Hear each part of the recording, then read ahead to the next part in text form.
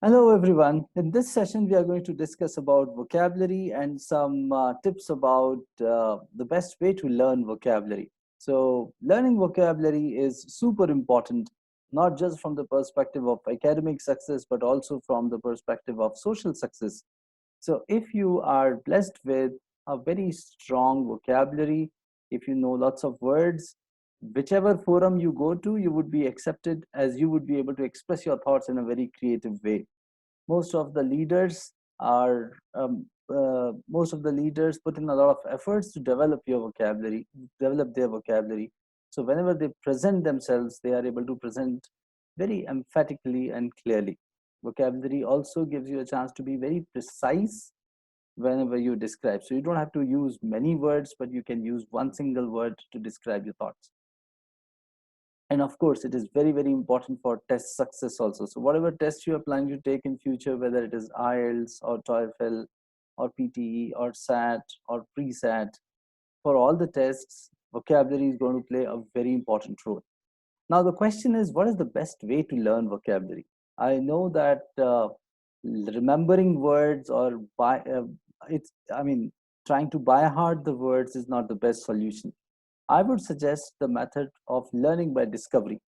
So what I mean by learning by discovery is where if you have got some words, you can use those words in your sentences and read the sentences rather than reading the words. So that helps you to remember the context associated with the word. Every word can be best used in a certain context. So if you use it in a sentence, it becomes very easy for you to remember that word. And here is what I mean. So if I look at this list, I've got a list of some words here, and these are the most common words that come in our day-to-day life and in the tests.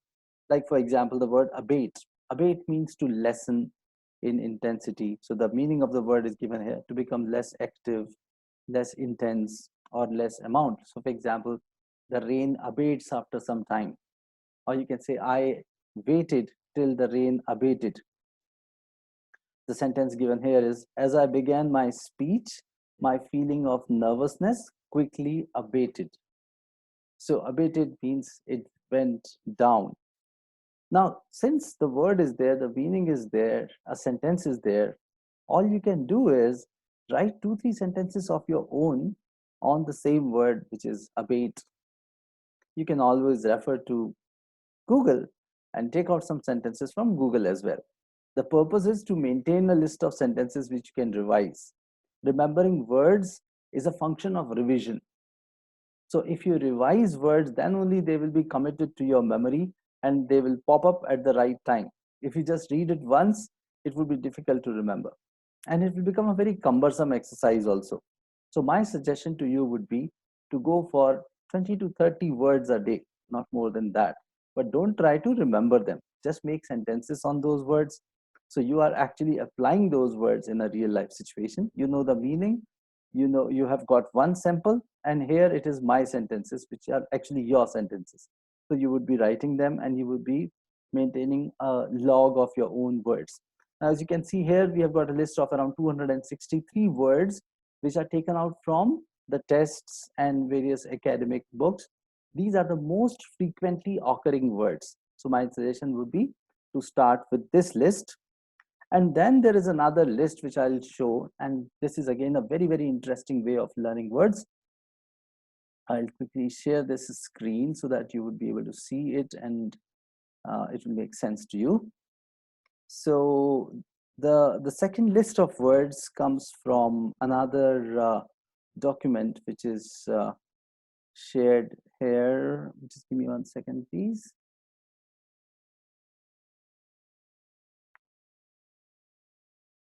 So here we have got these words, as you can see, and these words are classified based on certain uh, big categories. Like for example, these words are from crops and food category. The words are abandon, adversely, aggregate, cultivation, fertilize, intensify, irrigation, obtain, photosynthesis, and precipitation, as you can see from 1 to 10.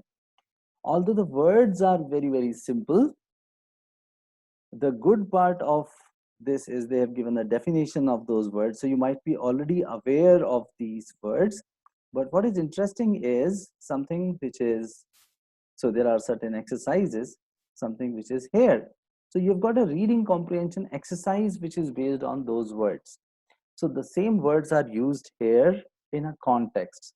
So when you see those words in a context, you start retaining the context, and there are certain questions based on the passage.